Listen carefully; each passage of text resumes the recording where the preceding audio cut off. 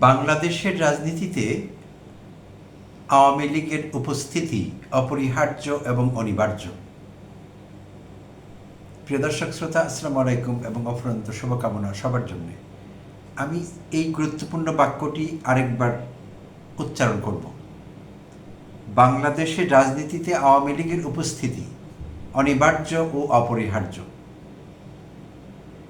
অবাক হচ্ছেন? হবারই কথা। এই বক্তব্য রেখেছেন সম্প্রতি নিজ ইউটিউব চ্যানেল থেকে পাবলিশ করা একটি ভিডিওতে এদেশেরই একজন বিশিষ্ট রাজনীতি বিশ্লেষক, সাবেক সংসদ সদস্য এবং কলামনিস্ট হজরত মাওলানা পল্টিবাজ। তার ছদ্ম নামটি আমি রাখলাম। এই ধাঁধার উত্তর আপনাদের দিতে হবে, কমেন্ট করে জানাবেন আমি কাকে নিয়ে কথা বলছি, কার চ্যানেল নিয়ে কথা বলছি এবং সেই চ্যানেল থেকে কে এমন বক্তব্য রাখতে পারেন। ধাঁধাই থাকবে এটি, উত্তরে আপনারা জানাবেন আমাকে। তো তার পরিচয়টি আরেকবার দিয়ে নেই। সাধারণত তার পরিচয় এভাবে দেওয়া হয়: রাজনীতি বিশ্লেষক, কলামনিস্ট, সাবেক সংসদ সদস্য। তো পল্টিবাজ হিসেবে তার একটি খ্যাতি আছে। আরও কিছু হিন্টস আপনাদের দিয়ে দেব। সম্প্রতি ত্রয়োদশ জাতীয় সংসদ নির্বাচন হয়ে গেল। আওয়ামী লীগ হয়ে বিএনপিতে থিতু হওয়া এই লোকটি ভেবেছিলেন তার হয়তো একটা গতি হবে, কিছুই হয়নি। অনেকেরই অনেক কিছু হয়ে গেল চোখের সামনে। তো হতাশা এবং নানা রকম মনস্তাত্ত্বিক দ্বন্দ্ব থেকে তিনি এই বক্তব্য রেখেছেন, যেই বক্তব্যটি নিয়ে আমি আজ কথা বলতে চাইছি এই এপিসোডে। আপনারা অতীতে অনেক সময় আমাকে বলেছেন, আমার প্রিয় দর্শক শ্রোতা যারা আছেন কেউ কেউ, যে তাকে আপনারা আর শুনেন না। সো তাকে নিয়ে যাতে সময় নষ্ট না করি, কিন্তু করতে হবে, কারণ তিনি প্রচুর সংখ্যক মানুষকে এখনো বিভ্রান্ত করে চলেছেন। এলোমেলো বক্তব্য দিয়ে বিভ্রান্ত করছেন মানুষকে। তাকে ডাকা হচ্ছে বিভিন্ন টক শোতে, সংবাদপত্রে কলাম লিখছেন। সো তার তো একটা উপস্থিতি আছে এই সমাজে। তো তার এই বিষয়গুলো কোন দিক থেকে পরিচালিত হয়, কাকে টার্গেট করে, কী উদ্দেশ্যে, এই বিষয়গুলো সম্পর্কে আমাদের একটু পরিষ্কার থাকা দরকার। সেই জন্যই আলোচনা। তো শুরু করছি। তো তিনি আরেকটু হিন্টস আপনাদের দিয়ে দেব। ইলিয়াস হোসাইন, প্রবাসী সাংবাদিক, তাকে যখন প্রথম এক্সপোজ করেন, ইলিয়াস হোসাইনের সঙ্গে তার কিছু দ্বন্দ্ব চলছিল। তো অন্য কিছু নিয়ে না, এই যে তার এলোমেলো কথা, মানুষকে বিভ্রান্ত করবার প্রয়াস এবং পারপাসলি এলোমেলো বক্তব্য দিয়ে, এলোমেলো তথ্য দিয়ে মানুষকে মিসগাইড করা। তো এইসব বিষয়ে ইলিয়াস হোসেন কথা বলেছিলেন। তো ইলিয়াস হোসেনকে ছোট করবার জন্যে এক পাকিস্তানি অভিনেত্রীকে ইলিয়াস হোসেনের মা বলে তার নিজের ফেসবুক থেকে ছবি দিয়ে ডিমেন্ড করবার চেষ্টা করেছিলেন, যদিও পরে ছবিটি তুলে নেন, ডিলিট করেন। তো সেই হজরত মাওলানার কথা বলছি। এইবার সামনে এগোবো, তিনি কি বলেছেন।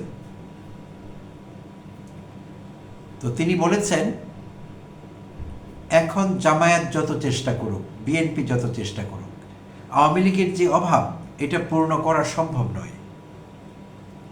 আওয়ামী লীগের এই জায়গাটা পরিপূর্ণ হয়ে যাবে আওয়ামী লীগের দ্বারা। কি বলছেন ঠিক বুঝতে পারছি না, কেন বলছেন আওয়ামী লীগের এই জায়গাটা পরিপূর্ণ হয়ে যাবে আওয়ামী লীগের দ্বারা? আওয়ামী লীগের জায়গা তো আওয়ামী লীগের দ্বারাই পরিপূর্ণ হবে। আচ্ছা, তিনি বলেন বাংলাদেশের রাজনীতিতে আওয়ামী লীগের উপস্থিতি অনিবার্য এবং অপরিহার্য। কিন্তু আওয়ামী লীগ যদি মনে করে যে বিএনপি তাদের বাংলাদেশে ধরে এনে জামাই আদরে পুনর্বাসিত করবে, এটা সম্ভব নয়। আওয়ামী লীগকে তাদের মতো করে ফিরে আসতে হবে।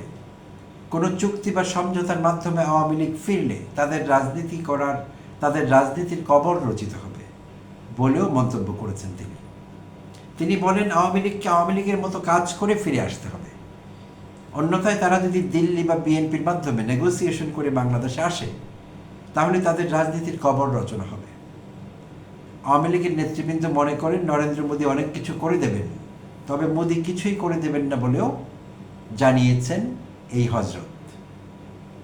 আচ্ছা, এবার তিনি জামায়াত ইসলামকে নিয়ে মূল্যায়ন করেছেন, তার লেটেস্ট মূল্যায়ন। জামায়াত সম্পর্কে তিনি কি ভাবেন খুবই গুরুত্বপূর্ণ। বিশেষভাবে জামায়াত শিবির যারা করেন, জামায়াত শিবিরের লোকদের জন্য তার এই বক্তব্য শোনা খুব খুব গুরুত্বপূর্ণ, এবং যারা জামায়াত করেন না তাদের জন্যও আসলে। আচ্ছা, তো সেই বক্তব্যে আসছি, সেটিও ভিডিও বক্তব্য। তার এই ভিডিও বক্তব্যের টেক্সট ছেপে দিয়েছে কালের কণ্ঠ। তো হঠাৎ কালের কণ্ঠে আমার চোখ আটকে যায়।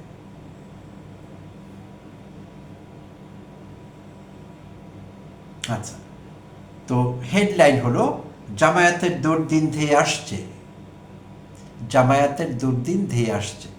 ফাইন।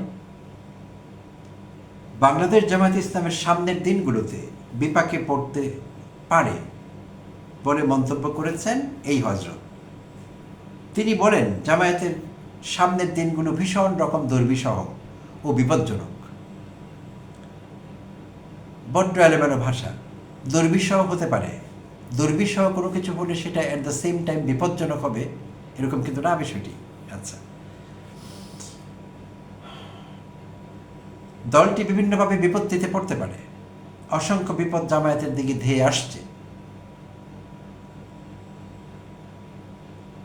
আর এই বক্তব্য তিনি দিয়েছেন শনিবার দিন নিজের ইউটিউব চ্যানেল থেকে পাবলিশ করা একটি ভিডিওতে।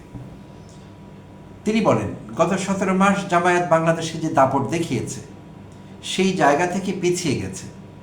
শেখ হাসিনার জমানার শেষ 6টি মাস জামায়াত তাদের team A, B, C, D, team C, team দিয়ে বিভিন্ন কর্মকাণ্ড চালিয়ে গেছে। তারা একটা সময় গর্ব করত, তারা গত 17 মাস বলতো এই বিপ্লব করেছে তারা, বিপ্লবের মাস্টার মাইন্ড ইত্যাদি ইত্যাদি। বিপ্লব পরবর্তী জাতীয় নির্বাচনে তারা শতভাগ বিজয়ী হয়ে সরকার গঠন করবে, এরকম একটি বিশ্বাস ছিল, এরকম একটি দফা রফা তাদের হয়েছিল, বিভিন্ন পক্ষ থেকে তারা আশ্বাস পেয়েছিল। তিনি বলেন, শেখ হাসিনার পতনের পর বাংলাদেশে যদি নির্ভার কেউ থেকে থাকে সেটা জামায়াতের মধ্যে ছিল। তাদের ভুল হয়েছে, ভ্রান্তি হয়েছে, ক্ষেত্র বিশেষে বাড়াবাড়ি হয়েছে, এটা সত্য। কিন্তু এই গত 17 মাসে তাদের দুশ্চিন্তা ছিল না, বরং সুন্দর একটা স্বপ্ন ছিল।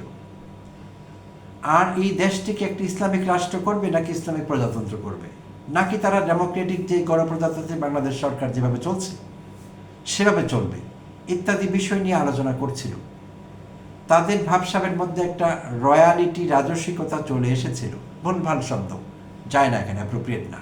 আচ্ছা, সব মানুষ তাদের কাছে যেত, বড় বড় ব্যবসায়ী ধর্ণা ধরত টাকার বস্তা নিয়ে, চাঁদার বস্তা নিয়ে, হেলিকপ্টার নিয়ে তাদের পিছে পিছে ঘুরত। যে মানুষ ঢাকা শহরে গাড়িতে চলতে পারতো না, জামায়াতের লোক সে মানুষ হেলিকপ্টার করে ঘোরাফেরা করা শুরু করলো।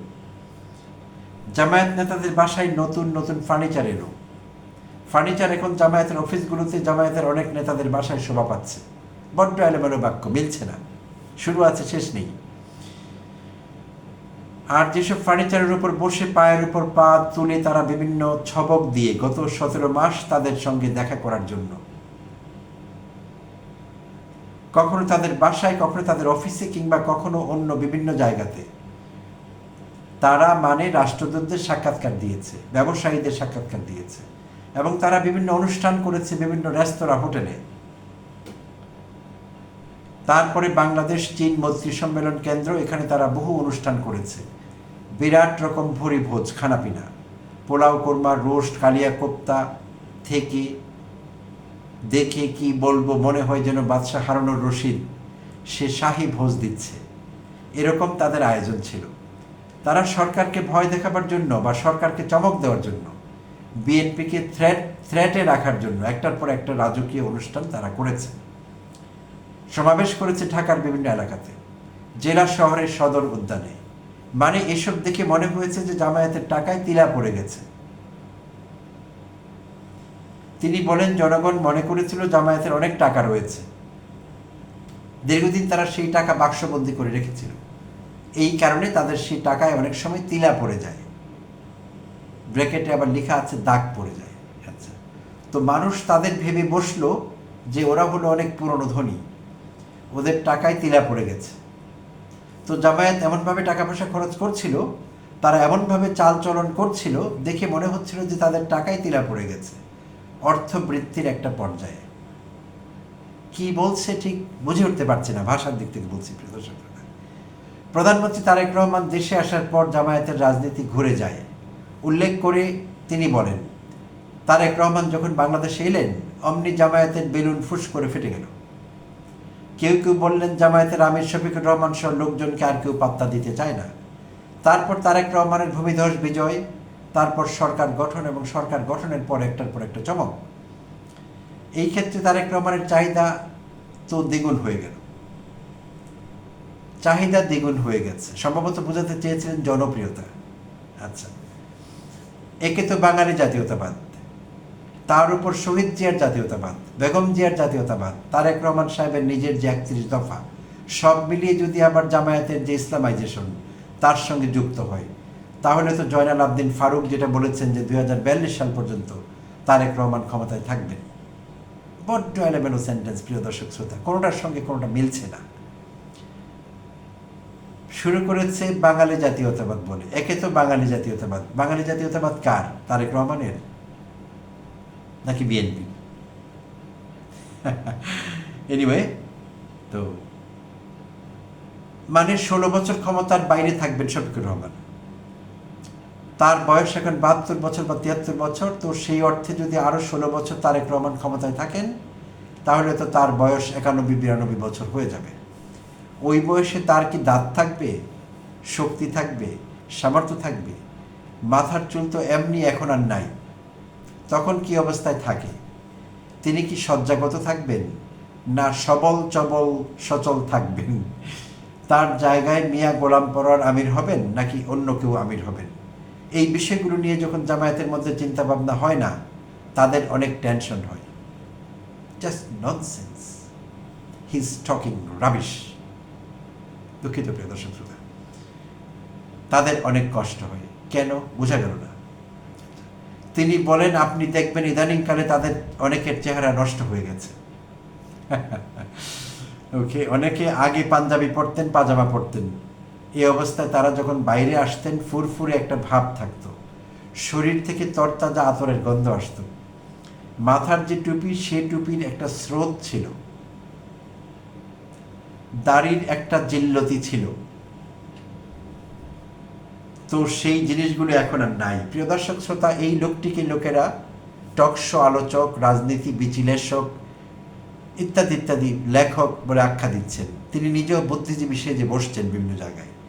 তো এই যে তার শব্দ চয়ন, কোন শব্দ ব্যবহার করছেন জানেন না, শব্দের অর্থও জানেন না, ব্যবহার করছেন। এত বড় বিশেষজ্ঞ তিনি। দাড়ির একটা জিল্লতি ছিল, জামায়াতের লোকদের দাড়ির জিল্লতি ছিল। একবার ভেবে দেখুন, মূর্খতার একটা সীমাও তো থাকা চাই।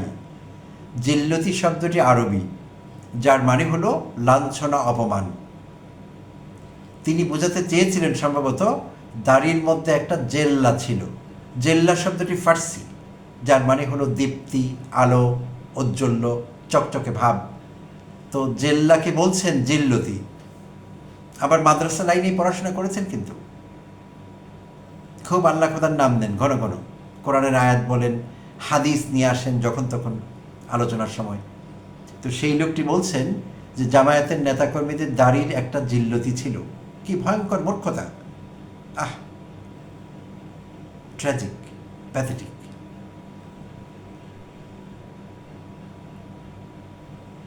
এখন অনেকের চেহারা নষ্ট হয়ে গেছে, অনেকের রাগ হয়ে যাচ্ছে, কথায় কথায় তারা চোখ গোল করছে। এই যে নির্বাচনে পরাজিত হওয়ার পরে সিনড্রোমগুলো দেখা গিয়েছে, তাহলে জামায়াতের এই সিনড্রোমগুলো দেখা গিয়েছে নির্বাচনে পরাজিত হওয়ার পর। আর এই হজরত মাওলানার এই সিনড্রোম দেখা দিয়েছে, বিএনপি তাকে ডাকেনি, কোথাও নেই তিনি। He is in no man's land. আসলে নো ম্যানস ল্যান্ড না বলে বোধহয় বলা উচিত নো ল্যান্ডসম্যান। তিনি এখন হয়ে গিয়েছেন no landsman. He doesn't belong anywhere, কেউ ডাকছে না। আচ্ছা,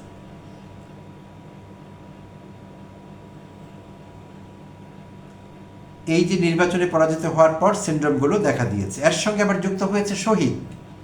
তারা যাকে শহীদ ওসমান হাদি বলেন, তো সেই ওসমান হাদির যারা হত্যাকারী তারা ভারতে ধরা পড়েছে। এখন সে হত্যাকারীরা যদি জামায়াতের নাম বলে দেয়, কি সব ভয়ঙ্কর ভয়ঙ্কর তথ্য সামনে নিয়ে আসছে এই লোকটি। কোন যুক্তি কোথায় নিয়ে লাগাচ্ছে, কোন সেন্টেন্স কোনটার মধ্যে ঢুকাচ্ছে, ভয়ঙ্কর একটি ব্যাপার। তিনি বলেন জামায়াতের উপর কিন্তু বিপদে আসবে, একটার পর একটা বিপদে আসবে। আর এই মুহূর্তে জামায়াতের জন্য সবচেয়ে বড় সমস্যা হয়ে গেছে যে জামায়াতকে কেউ বিশ্বাস করছে না। তাদের সবাই একটি মোফেকের দল বলার চেষ্টা করছে। তাদের বলছে যে এই দলে কোনো ইনসাফ নেই, এরা মানুষের টাকা মেরে দেয়। তো এই হজরত বোধহয় ভুল করে অন্য দলের সঙ্গে জামায়াতকে মিলিয়ে ফেলছেন, আমার কাছে যেটা মনে হচ্ছে এখন। আচ্ছা, এরা মানুষকে কথা দিয়ে কথা রাখে না। এরা যখন কাউকে প্রয়োজন অমনি তার হাতে পায়ে ধরবে, আর প্রয়োজন শেষ হলে মুখ ফিরিয়ে নেবে। এই হলো জামায়াতি চরিত্র। আচ্ছা, তো আরও কিছু বক্তব্য সেখানে ছিল, সেগুলিতে আমি আর যাচ্ছি না। সুপ্রিয় দর্শক শ্রোতা, প্রথমে আসি আওয়ামী লীগ নিয়ে কথা। যে আওয়ামী লীগের উপস্থিতি বাংলাদেশে অনিবার্য এবং অপরিহার্য, একবার ভেবে দেখুন কি ভয়ঙ্কর কথা। এই লোকটি বলছে জামায়াতকে মুনাফিক। এই লোক কত বড় মুনাফিক, যে অপরাধ করে আওয়ামীরা পালিয়েছে সব অংশে, বংশসহ। সে অপরাধের জন্য তারা একবারও দুঃখ প্রকাশ করেছে কোনো পর্যায়ে? তাদের বিচার কি এখনো শেষ হয়েছে? তাহলে কি কারণে এই মুহূর্তে বাংলাদেশে আওয়ামী লীগের উপস্থিতি অপরিহার্য এবং অনিবার্য? কেন? কার স্বার্থে? হ্যাঁ, একসময় আওয়ামী করতেন তিনি, আওয়ামী হয়ে বিএনপিতে ঢুকেছিলেন। তো সেই পূর্ণ প্রেম সম্ভবত, তাই বলছেন যে আওয়ামী লীগের উপস্থিতি অপরিহার্য এবং অনিবার্য। কোন ক্যাটাগরিতে? কেন? গণহত্যার কি হবে? মানবতা বিরোধী অপরাধের কি হবে? একবার উচ্চারণ করেছেন? করেননি। আচ্ছা, জামায়াত সম্পর্কে যেগুলো বলছিলেন, যে জামায়াতের লোকেরা পাজামা পাঞ্জাবি পরতো আগে, তারা তো এখনো পরে পাজামা পাঞ্জাবি, আমরা তো দেখছি তারা পরে।